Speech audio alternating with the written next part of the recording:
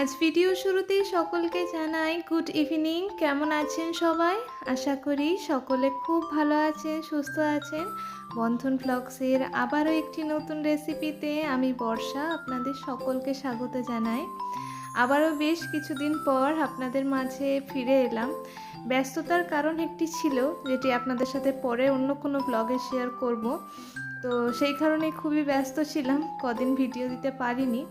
তো প্লিজ কিছু কেউ মনে করবেন না। তো সেই কারণে আজ একটি নতুন রেসিপি নিয়ে আপনাদের সামনে হাজির হয়েছি। আজকে আমি বাঁধাকপি দিয়ে একটি রেসিপি করে আপনাদেরকে দেখাবো। বাঁধাকপি তো আমরা তরকারি, ঘন্ট, ভাজা নানা রকম করে খেয়ে থাকি, আবার পকোড়া বানিয়েও খেয়ে থাকি। কিন্তু আজকে একটি ভিন্ন স্বাদের পরোটার রেসিপি। বাঁধাকপি দিয়ে আজকে আমি পরোটা বানিয়েছি। তো খুব সহজে বানিয়েছি। তো সেই কারণে প্রথমে পুরটা তৈরি করে নিচ্ছি। তো সর্ষের তেল কড়ার মধ্যে গরম করে নিয়ে এর মধ্যে দিয়েছি 5 ফোড়ন। তারপর বাঁধাকপি এবং কুচো করে রাখা আলু এর মধ্যে দিয়ে আর পরিমাণ মতন লবণ দিয়ে ভালোভাবে আমি নেড়ে চেড়ে নিয়েছি। এবারে এর মধ্যে দিচ্ছি গ্রেট করে রাখা আদা আর কাঁচা লঙ্কা। এবারে কিন্তু আর কোনো মশলা দেব না। এবারে এটাকে একটু নেড়ে চেড়ে চাপা দিয়ে দেবো এবং তারপর এই বাঁধাকপির থেকে প্রচুর পরিমাণে জলটা যাতে বেরিয়ে যায় সেই পর্যন্ত অপেক্ষা করব। তো ততক্ষণ বরং আপনাদেরকে সেই কথাটা আরেকবার মনে করিয়ে দিই যে ভিডিওর কোনো অংশ যদি ভালো লাগে অবশ্যই লাইক করবেন, কমেন্ট করবেন, শেয়ার করবেন এবং চ্যানেলটি অবশ্যই সাবস্ক্রাইব করুন। এই যে বাঁধাকপিটা বেশ কিছুক্ষণ আমি চাপা দিয়ে রেখেছিলাম এবং কম আঁচে করে দিয়েছিলাম, সেই কারণে দেখলাম যে এর থেকে জলটা অনেকটা বেরিয়েওছে এবং জলটা অনেকটা শুকনোও হয়ে এসেছে। এখানে কিন্তু আমরা যেমন তরকারির সময় বাঁধাকপিটা একটু গোটা গোটা থাকলেও অসুবিধা হয় না, এখানে কিন্তু বাঁধাকপিটা একেবারে যেন স্ম্যাশ হয়ে যাওয়ার মতন হয় সেই রকম কিন্তু সেদ্ধ করে নিতে হবে। তো সেই কারণে এর মধ্যে আমি দিচ্ছি হলুদ গুঁড়ো, জিরে গুঁড়ো, ধনে গুঁড়ো, যে রেগুলার মশলাগুলো আমরা ইউজ করি সেইগুলো এর মধ্যে দিলাম। এই দিয়ে ভালোভাবে নেড়ে চেড়ে নেব আর তারপর এর মধ্যে পরিমাণ মতন জল দেব। তো আগে দাঁড়ানে এটা একটু ভালোভাবে নেড়ে চেড়ে নিই। তো মশলাগুলো দেওয়ার সঙ্গে সঙ্গেই কিন্তু আবার জল দিয়ে দেবেন না, একটু চাপা দিয়ে রেখে দেবেন যাতে মশলার যে কাঁচা গন্ধটা আছে সেটা তরকারির থেকে চলে যায় এবং পুরটা যখন আমরা পরে সার্ভ করব পরোটার মধ্যে দিয়ে, তো সেটা থেকে কাঁচা কোনো গন্ধ না বেরোয় সেটার জন্যই এটাকে একটু ভালোভাবে নেড়েচেড়ে আগে চাপা দিয়ে দিয়েছিলাম। এবার বেশ কিছুটা পরিমাণ জল দিয়ে হাই হিটে ভালোভাবে এটাকে সেদ্ধ করে নেব। আর সেই সঙ্গে বলি জলটা একেবারে কিন্তু শুকনো করে নিতে হবে। তো এই যে এই টাইমে আমি বেশ কিছু ধনেপাতা কুচি অ্যাড করে দিয়েছি যাতে পুরটা খেতে ভালো লাগে। নিরামিষ রেসিপি তো একটু ধনেপাতা, একটু আদা লঙ্কা বাটা এই সকল দিলে খেতে কিন্তু ভালো লাগে। তো এই যে এর মধ্যে আমি ধনেপাতাটা অ্যাড করে দিয়েছি আর এবারে কিন্তু জলটা পুরো শুকিয়ে নিতে হবে। আর শুকনো করে নেওয়ার পর যে আলুগুলো আছে সেগুলো একটু খুন্তি দিয়ে ভালোভাবে আমি স্ম্যাশ করে দেবো যাতে পুরটা একটু আঠালো ভাব আসে সেই রকম। তো আপনারা দেখে বুঝতেই পাচ্ছেন নিশ্চয়ই যে পুরটা একেবারে শুকনো হয়ে গেছে এবং এই যে কড়ার গা থেকে ছেড়ে ছেড়ে আসছে, এই পর্যায়ে কিন্তু পুরটাকে আমি নামিয়ে ঠান্ডা করে নেব। তো চলুন এটাকে এবারে নামিয়ে নিই আর পরোটার নেক্সট স্টেপে যাই। পুরটা ঠান্ডা হতে হতে বরং চলুন এবারে ময়দার যে ডোটা আছে সেটা তৈরি করে নিই। এখানে আমি বেশ কিছুটা পরিমাণ ময়দা নিয়েছি, তার মধ্যে দিচ্ছি পরিমাণ মতো লবণ আর ময়ানের জন্য অবশ্যই একটু সাদা তেল অ্যাড করব। তো প্রথমেই দেব না বেশি, অল্প একটু অ্যাড করব। আর সেই সঙ্গে আমি বাদবাকি যে তেলটা ময়ান হিসাবে দিতাম সেটা কিন্তু আমি পরে ডোয়ের গায়ে মাখিয়ে রাখবো, সেই কারণে এখন তেলটা একটু কম দিচ্ছি। তো এই যে তেল দিয়ে ভালোভাবে আগে ময়ানটা ময়দার সঙ্গে মিশিয়ে নিতে হবে শুকনো অবস্থাতেই। আর ময়ানটা কীভাবে মিশেছে সেটা তো আপনারা জানেনই। তো আটাটা বা ময়দাটা হাতের মধ্যে মুঠো করে নেবেন, সেটা যদি সঙ্গে সঙ্গেই মুঠো হয়ে যায় তাহলে জানবেন যে ভালোভাবে ময়ানটা দেওয়া হয়ে গেছে। আর একটু চাপ দিলেই যদি ভেঙে আসে তাহলেও জানবেন যে ভালোভাবে ময়ানটা দেওয়া হয়ে গেছে। তো এই যে ভালোভাবে ময়ানটা দিয়ে নিয়ে এবারে অল্প অল্প করে জল দিয়ে একটা সফট ডো আমি তৈরি করে নেব। আর ডোটা তৈরি করে নেওয়ার পর এটার গায়ে ভালোভাবে কিন্তু একটু সাদা তেল মাখিয়ে রেখে দিতে হবে যাতে ডোটা অনেকক্ষণ পর্যন্ত নরম থাকে।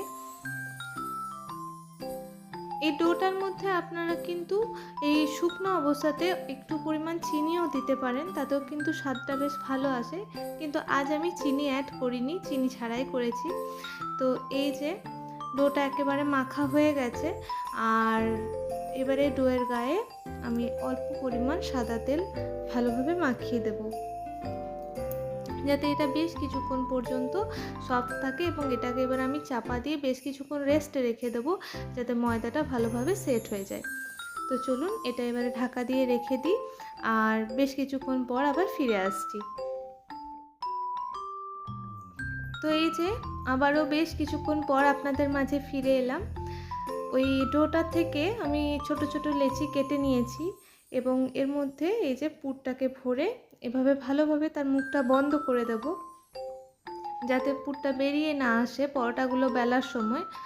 আর এই যে এইভাবে ভালোভাবে মুখটা বন্ধ করে নিলাম, আর একটা আমার লেচি একেবারে রেডি হয়ে গেল পরোটার জন্য।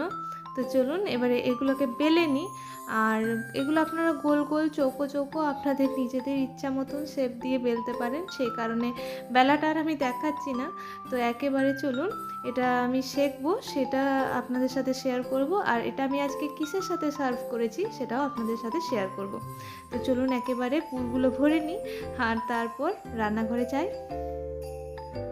আমি যা ময়দা নিয়েছিলাম তাতে মোট আমার 7টা পরোটা হয়েছে। আমার যেহেতু বেশি মানুষ নেই বাড়িতে, সেই জন্য আমি কম করে করেছি, আপনারা আপনাদের পরিমাণ মতন করবেন। তো এই যে আমি রান্নাঘরে চলে এসেছি, আর পরোটাগুলো বেলে নিয়েছি। আর দেখুন, আপনারা দেখেই বুঝতে পারছেন যে পরোটার থেকে কিন্তু পুরটা একেবারেই বেরিয়ে যায়নি। তো এই যে এবারে প্রথমে মিডিয়াম ফ্লেমে রেখে আগে পরোটাগুলো এমনি তেল ছাড়া এপিট ওপিট করে একটু সেঁকে নেব, তারপর এটা তেল দিয়ে ভাজবো।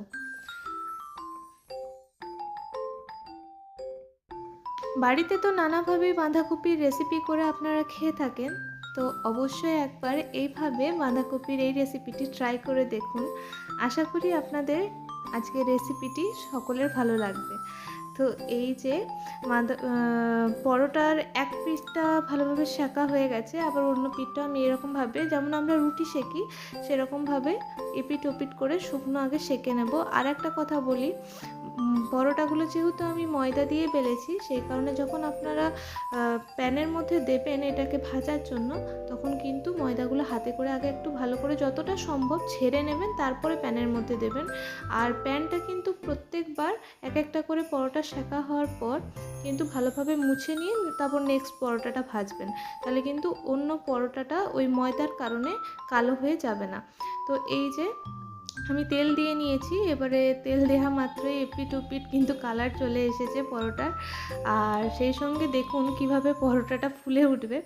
তো যখনই পরোটাটা বা লুচি এরকম ফুলে ওঠে না, আমার মনটা খুব ভালো হয়ে যায়। তো এই যে ভালোভাবে এপিট ওপিট একটু চেপে চেপে সেঁকে নিচ্ছি। তো চলুন এবারে গরম গরম সার্ভ করে আপনাদেরকে দেখাই। আজকের বাঁধাকপির পরোটাটা আমি মটরশুঁটি আলুর তরকারি দিয়ে সার্ভ করেছি।